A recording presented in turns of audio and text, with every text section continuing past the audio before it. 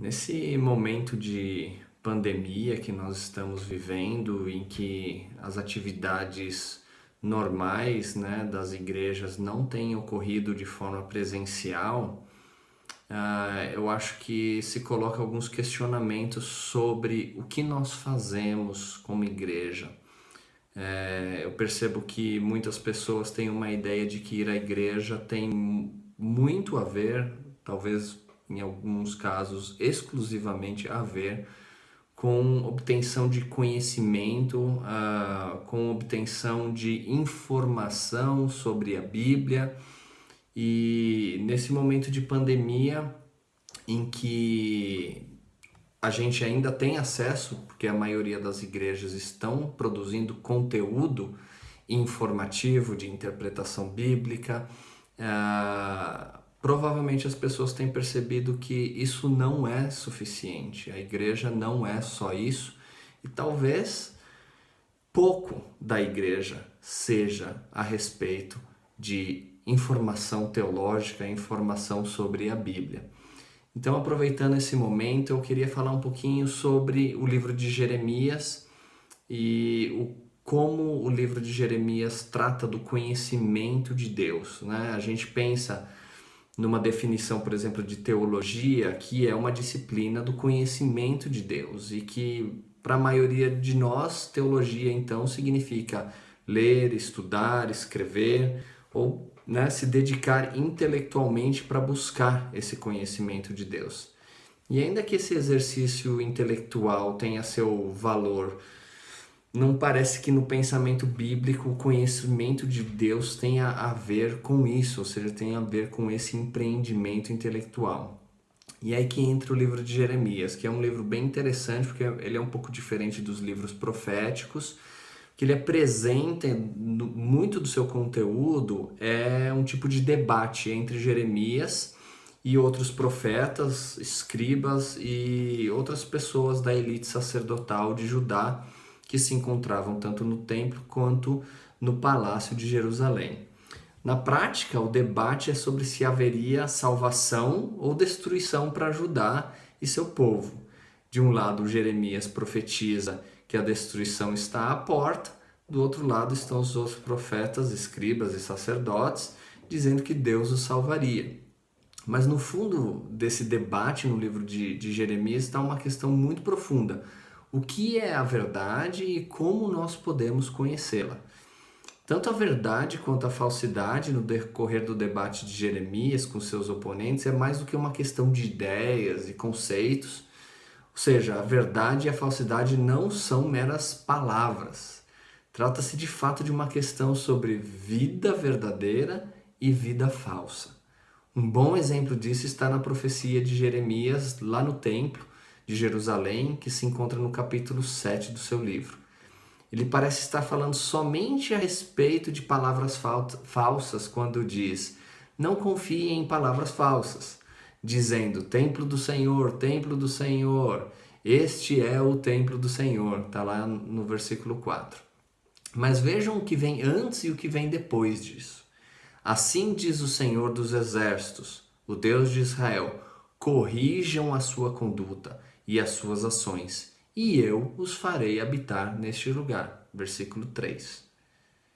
Mas, se de fato emendarem os seus caminhos e as suas ações, se de fato praticarem a justiça, cada um com o seu próximo, se não oprimirem o estrangeiro, o órfão e a viúva, nem derramarem sangue inocente neste lugar, nem seguirem outros deuses para o próprio mal de vocês, eu os farei habitar neste lugar, na terra que dei aos pais de vocês, desde os tempos antigos e para sempre. Versículos 5 a 7 de Jeremias 7. O que parece ter somente a ver com palavras, na verdade, é sobre um modo de vida. A falsidade das palavras é o resultado de uma vida falsa. Mas o que torna essa vida falsa? No versículo 8, Jeremias diz algo muito importante. Eis que vocês confiam em palavras falsas que não servem para nada. O que torna uma vida falsa ou verdadeira é se essa tem algum benefício. Isso parece um tanto subjetivo e até pragmático, mas não é. Aqui podemos começar a dar uma resposta para as duas perguntas fundamentais: o que é a verdade e como podemos conhecê-la? Uma parte da primeira resposta é que verdade é algo que gera benefício. Com essa parte da resposta, já sabemos que Jeremias não entende a verdade como uma ideia, uma essência, e sim como algo concreto sobre a vida. Precisamos cavar um pouquinho mais para qualificar essa primeira parte da resposta. Na teologia, o conhecimento da verdade e o conhecimento de Deus são interdependentes, quando não são a mesma coisa. O mesmo acontece em Jeremias. Mas não se trata de um conhecimento abstrato sobre a essência do ser divino. Trata-se de conhecer o modo de agir de Deus, sua justiça e seus mandamentos. Vejam essa comparação. No capítulo 5, Jeremias diz: eles nada sabem, não conhecem os caminhos do Senhor, não entendem o que a justiça de Deus exige. Versículo 4 do capítulo 5. Já no capítulo 9, temos um indício de do que seja conhecer a Deus, seus caminhos, sua justiça e seus mandamentos. Jeremias diz o seguinte: me conhecer e saber que eu sou o Senhor e faço misericórdia, juízo e justiça na terra, porque destas coisas me agrado, diz o Senhor. Versículo 24 do capítulo 9.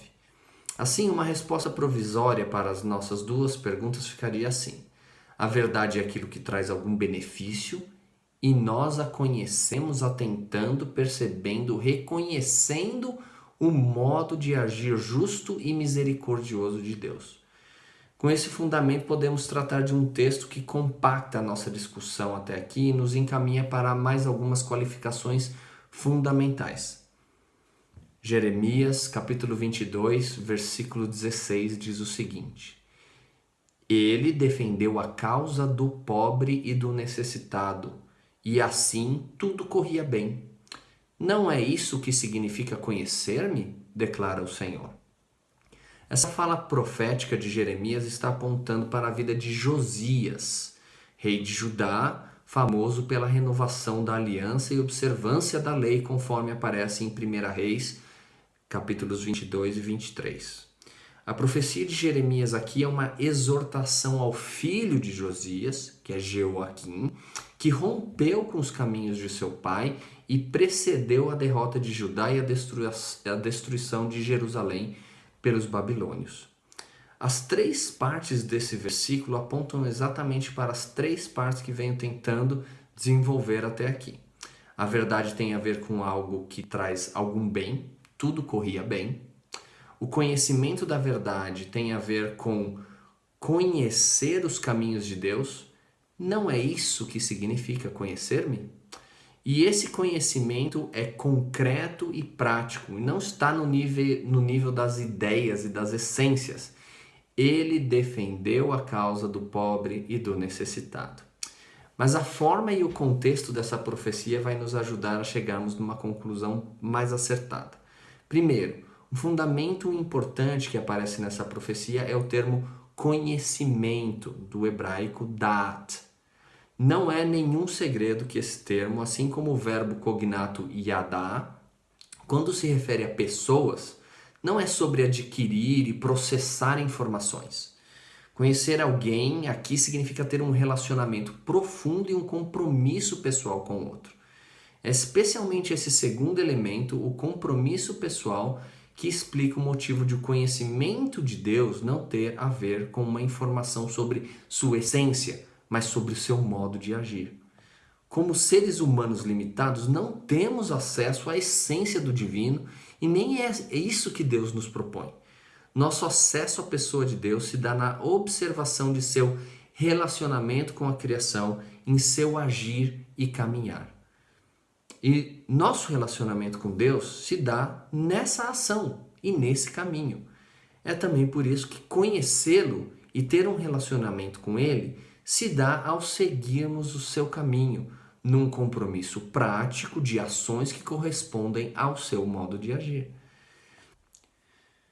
Segundo, um fundamento importante sobre os caminhos de Deus, ou seja, sobre quem ele é em relação à criação, aparece nesse texto. Na profecia de Jeremias, Josias conheceu a Deus porque ele defendeu a causa do pobre e do necessitado. Se seguirmos a lógica que estamos propondo aqui, então os caminhos de Deus têm a ver com a defesa da causa do pobre e do necessitado. Vejam como essa afirmação é verdadeira. Cantem ao Senhor, louvem ao Senhor, porque Ele salvou a vida do pobre das mãos dos malfeitores. Jeremias 20, versículo 13. Percebam como um relacionamento pessoal com Deus aqui, mesmo no nível da adoração, está fundamentado em suas ações de justiça e misericórdia. Muito do que encontramos nas profecias de Jeremias, em sua disputa com seus oponentes sobre salvação ou a destruição de Judá, tem a ver com o modo como Deus se importa com os pobres e necessitados. Terceiro e por último, temos que pensar sobre como a verdade ou o conhecimento de Deus em Jeremias é definido por um resultado benéfico, ou seja, algo que gera benefícios. Esse texto de Jeremias 20, versículo 13, e o contexto de Jeremias 22, versículo 16, irão nos apontar para uma resposta. Temos dois detalhes importantes em Jeremias 20, versículo 13. O primeiro é que Deus deve ser louvado por salvar a vida do pobre. Então, o conhecimento de Deus e o que é verdade devem ter alguma coisa a ver com a vida. O segundo é que a vida do pobre estava em risco por causa da ação de certas pessoas chamadas de malfeitores. Com isso, podemos nos voltar para o contexto de Jeremias 22, 16. Como foi dito, trata-se de uma exortação a Jeoaquim, filho de Josias. Se Josias conheceu a Deus por defender a causa do pobre e do necessitado, o que foi que Jeoaquim fez que demonstrou não conhecer a Deus? Jeremias diz o seguinte: ai daquele que edifica sua casa com injustiça e os seus aposentos contrariando o direito, que faz o seu próximo trabalhar de graça, sem lhe pagar o salário. Ai daquele que diz: edificarei para mim uma casa bem grande, com aposentos espaçosos. Então ele põe janelas na casa, forra as paredes com cedro e a pinta de vermelho. É isso que está lá em Jeremias 22, 13 a 14, ou seja, os versículos anteriores ao versículo 16. Do ponto de vista de Jeoaquim, suas ações trazem benefício, não é mesmo? É um resultado bom para ele e para alguns poucos à sua volta. Contudo, não somente suas ações não trazem nada de bom para a multidão de pessoas que vivem debaixo de seu reinado, como suas ações são uma ameaça à vida dessas pessoas. O conhecimento de Deus, a verdade, não pode gerar injustiça e morte. O benefício gerado pela verdade pode ser definido como aquilo que é necessário para a vida de todos. O recurso básico para a vida é a água. Por isso, logo no começo do livro de Jeremias, a disputa entre verdade e falsidade, ou entre Deus e os ídolos das outras nações, é estabelecida a partir de uma metáfora envolvendo água. Eles abandonaram a mim, a fonte de água viva, e cavaram cisternas rachadas que não retêm as águas. Jeremias 2, versículo 13. De certa forma, portanto, o benefício gerado pela verdade ou pelo conhecimento de Deus é sobre a vida e o bem-estar de todos. Por isso a ênfase em Jeremias na questão da justiça aos pobres e necessitados contra malfeitores ou opressores, como Jeoaquim, pois tais pessoas colocam a vida dos pobres e necessitados em risco. Em vez de gerar recursos para a vida de todos, gera escassez, insegurança, injustiça e morte. Assim podemos pensar por que o conhecimento de Deus está vinculado ao conhecimento da verdade e essa está vinculada à justiça aos pobres e necessitados. Se o que conhecemos de Deus é que ele age com justiça a fim de que haja vida, Então ele deve ter criado a realidade de uma forma que siga essa lógica. É por isso que essa busca por sabedoria, força e riqueza, como está em Jeremias 9, 23, seguindo a lógica humana, causando injustiças que põem em risco a vida de outros, é considerada por Jeremias como falsidade. Tal modo de viver no mundo não condiz com a realidade. O que condiz com a realidade é defender a causa dos pobres e necessitados, pois o mundo foi criado por aquele que age com misericórdia, justiça e retidão na terra. Jeremias 9, 24. É por isso que a verdade para Jeremias é aquilo que resulta em algum bem. Esse bem é a vida de todos, especialmente daqueles que têm sua vida ameaçada. Agora, então, a gente pode responder com mais exatidão as duas perguntas que eu fiz. O que é a verdade e como podemos conhecê-la? A verdade é tudo que é capaz de gerar vida, especialmente aos que têm suas vidas mais ameaçadas. Podemos conhecer a verdade quando conhecemos a Deus e caminhamos com Ele em seu compromisso de misericórdia, justiça e retidão na terra, pois é isso que gera vida. É por isso que Jeremias afirma: ele defendeu a causa do pobre e do necessitado, e assim tudo corria bem. Não é isso que significa conhecer-me, declara o Senhor. Então, a igreja é sobre conhecer a Deus. E é sobre, então, experimentarmos e termos um compromisso com a justiça e com a misericórdia e que isso gere vida para nós e para todos aqueles que têm suas vidas ameaçadas. Que Deus nos abençoe e nos dê vida por meio de sua justiça e misericórdia.